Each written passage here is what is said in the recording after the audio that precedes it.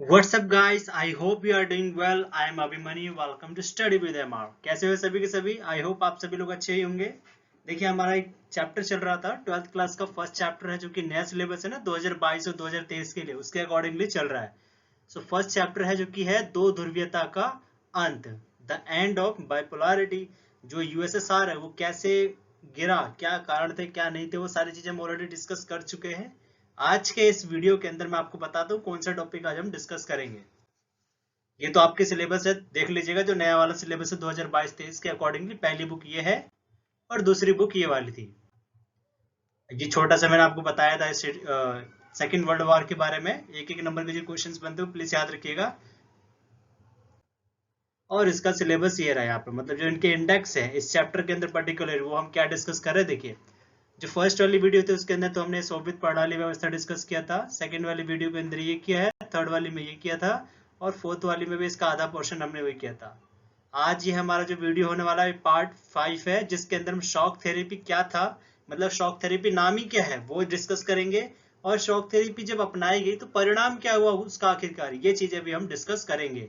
और आपको जैसा कि पता है कि सीबीएसई ने क्वेश्चन पेपर का पैटर्न जो है बदल दिया है, जिसमें कि तथ्य बेस पे, तथ्य मतलब जो फैक्चुअल इंफॉर्मेशन होती है, जैसे कि मान लीजिए बर्लिन की जो दीवार है वो कब खड़ी करी गई 1961 में और कब गिराई गई 1989 में। ये सारे के सारे फैक्चुअल क्वेश्चंस होते हैं, जिसके लिए मैं अलग से एक वीडियो बनाऊंगा जिसके अंदर मैं बहुत सारी कोशिश करूंगा, पूरी की पूरी कोशिश करूंगा, जिसके अंदर एक एक नंबर के जितने भी इंपॉर्टेंट क्वेश्चंस बनते हैं ना इस पर्टिकुलर चैप्टर से, वो सारे मैं वहां पर मेंशन कर दूंगा। और हाँ, वो वीडियो थोड़ी लंबी हो सकती है, इसके लिए मैं आपको पहले बता देता हूँ, बट हाँ इंटरेस्टिंग जरूर बनाऊंगा। ओके, अब चलिए हम अपना चैप्टर ये स्टार्ट करते हैं।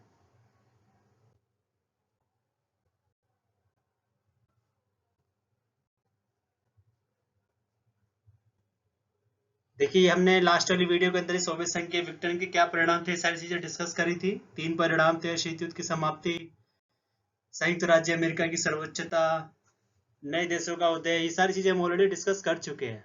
आज का जो हमारा टॉपिक होने वाला और काफी इंपॉर्टेंट टॉपिक है पेपर के पॉइंट ऑफ व्यू से, क्योंकि 6 नंबर और 4 नंबर में ये वाला क्वेश्चन बहुत बार पूछा भी गया है कि शॉक थेरेपी क्या होती थी, ये क्या है ये, और इसके क्या परिणाम हुए जब ये रूस के ऊपर या फिर रूस के जो गणराज्य थे उसके ऊपर जब अपनाए गए सोवियत संघ के ऊपर, तो क्या परिणाम निकले। ठीक है, देखिए जी, सबसे पहली तो बात तो ये समझिए कि शॉक थेरेपी का मतलब क्या होता है। शॉक थेरेपी का मतलब होता है, शाब्दिक अगर अर्थ निकाले ना शब्दों के आधार पर, तो इसका मतलब होता है आघात पहुंचाकर उपचार करना। मतलब क्या है इसका, एक्चुअली में क्या है ना, जो आघात पहुंचा कर उपचार करना, जो शॉक थेरेपी का जो मॉडल है किसने बताया था, ये बताया था आईएमएफ और डब्ल्यूबी ने। अब ये आईएमएफ और डब्ल्यूबी भला क्या चीज है, ये एक्चुअली में क्या है, जैसे कि इंटरनेशनल मॉनेटरी फंड, ठीक है, ये इसकी फुल फॉर्म है। और डब्ल्यूबी क्या है, वर्ल्ड बैंक, मतलब विश्व बैंक जिसको बोलते हैं। तो ये एक तरफ से यूएनओ के ही सदस्य हैं, मतलब पार्ट है यूएनओ के अंदर के ही बैंक के रूप में आप मान सकते हैं। तो इन्होंने ही जो है ये प्रक्रिया बताई थी शॉक थेरेपी के बारे में, जिसका मतलब क्या था कि जो सोवियत संघ के अंदर, बेसिकली रूस के अंदर जो कम्युनिस्ट पार्टी का शासन था ना, जो बहुत ही सालों से जो है दबदबा बनाए रखे हुए थे, उसके खात्मे के बाद रूस में ना कुछ एक ऐसी प्रक्रिया स्टार्ट हुई जिसके अंदर कि वो लोग जो है कम्युनिस्ट शासन से पूंजीवादी की ओर जो है वो लोग बढ़ रहे हैं। मतलब पूंजीवादी की ओर बढ़ रहे का मतलब क्या है, आर्थिक और राजनीतिक रूप से वो लोग बढ़ने लगे किसकी तरफ, पूंजीवादी की तरफ। आर्थिक रूप से कैसे, कम्युनिस्ट पार्टी में क्या क्या रहता था, आर्थिक में क्या रहता था कि पिन से लेकर के कार तक सब कुछ, मतलब छोटी से छोटी चीज लेकर के बड़ी से बड़ी चीज तक सबके ऊपर सरकार का नियंत्रण रहता था। लेकिन पूंजीवाद में क्या होता था कि वहां पर कंपटीशन को, समझ रहे, कंपटीशन को बढ़ावा दिया जाता था, जिसकी एक झलक हमको जब सोवियत संघ बिखर गया तो उसके बाद हमको सोवियत संघ के अंदर ये देखने को मिली, मतलब बेसिकली रूस के ऊपर जो है हमें ये चीज देखने को मिली, जहां पर कंपटीशन को जो है बढ़ावा दिया जाने लग गया। इसकी वजह से ये साफ साफ तय हो चुका था कि जो कम्युनिस्ट शासन था ना आर्थिक रूप से, वो अब जो है भाई साहब पूंजीवाद की तरफ बढ़ रहा है। अब इसी तरह से जरा राजनीतिक रूप से भी देख लेते हैं। पहले सोवियत संघ के अंदर राजनीतिक रूप से क्या होता था, एक ही पार्टी का जो है दबदबा बना रहता था। लेकिन अब क्या आने लगा 1991 के बाद कि जो सोवियत संघ है वहां पर एक से ज्यादा पार्टियों की जो है बात आने लग गई। अब समझ रहे हैं, ये मतलब क्या है इसका कि सोवियत संघ जो अपनी पहले क्वालिटी लिए बैठा हुआ था आर्थिक और राजनीतिक रूप से, वो जो है बदलने वाली थी जब सोवियत संघ का विघटन हो गया। 1991 में विघटन हुआ था। और बेसिकली हाँ, एक और चीज बता दो, शॉक थेरेपी की जो प्रक्रिया है ना, ये 1991 के बाद ही अपनाई गई थी, ये याद रखिएगा, ठीक है। और इसका जो है आइडिया बोल दीजिए या फिर विचार बोल दीजिए, या फिर ये वाक्य किसने दिया, ये दिया था IMF और WB ने, मतलब कि इंटरनेशनल मॉनेटरी फंड ने और विश्व बैंक मतलब कि वर्ल्ड बैंक ने ये आइडिया दिया था। ओके, इतना याद रखिएगा। अब यहाँ पर देखिए क्या है, सोवियत संघ में पहले क्या होता था कि कृषि और उद्योग मतलब कि खेती बाड़ी हो गया और मशीनें हो गई, इंडस्ट्री हो गई, सब कुछ किसके हाथ में हुआ करता था, सरकार के हाथों में था। अब जो है क्या बात चलने लगी कि वो निजी नियंत्रण में लेकर के आया जाए। निजी नियंत्रण का मतलब क्या जी, तो हम कहाँ पर थे, सॉरी गाइस, वो थोड़े बच्चे आ गए तो उनको थोड़ा सा लेके जाना पड़ा। देखिए हम यहाँ पर थे कि हाँ, सोवियत संघ के अंदर आर्थिक और राजनीतिक रूप से क्या थी। आर्थिक रूप से यह था कि पिन से लेकर कार तक सब कुछ सरकार के हाथ में रहता था, और राजनीतिक रूप से एक पार्टी थी जो कि कम्युनिस्ट पार्टी थी, जिसके ऊपर सारा का सारा वो अकेले ही सब कुछ संभालती थी। अब हम इस वाले पॉइंट पर थे, कृषि और उद्योग जो कि सब कुछ जो है सरकार के हाथों में था। अब क्या बात चलने लगी 1991 के बाद, जब विघटन हो गया तो सब कुछ निजी हाथों में लेकर के जाएगा। और ये निजी हाथों में लेकर के जाने का मतलब ही क्या था कि सोवियत संघ के अंदर, सोवियत रूस के अंदर जो है पूंजीवादी व्यवस्था के ऊपर जो है ये बढ़ावा दिया जा रहा है। और जहां पर सोवियत संघ के अंदर कम्युनिस्ट पार्टी की तानाशाही हुआ करती थी, वहां पर अब जो है लोकतांत्रिक व्यवस्था जो है कायम करने की बात की जाने लग गई। और एक चीज और बता दूं, ये जो हो रहा है ना बदलाव, जैसे कि पहले कम्युनिस्ट पार्टी थी और पहले सब कुछ सरकार के नियंत्रण में हुआ करता था, अब सब कुछ बदल करके लोकतांत्रिक और पूंजीवादी व्यवस्था अपनाया जा रहा है, कंपटीशन को बढ़ावा दिया जा रहा है। इस प्रकार एक तरह से रूस की जो है ना पूरी की पूरी काया पलटी ही जो है होने लगी थी, की जा रही थी, जो कि भारी उथल पुथल का कारण बनी। मतलब कि अचानक से अगर आप सब कुछ एकदम से अचानक से सारी चीजें बदलाव करोगे तो कैसे होगा, वो तो उथल पुथल ही हो जाएगा। और इसीलिए जो है इसको शॉक थेरेपी का नाम भी, इसको शॉक थेरेपी मतलब कहा गया। इतना क्लियर है।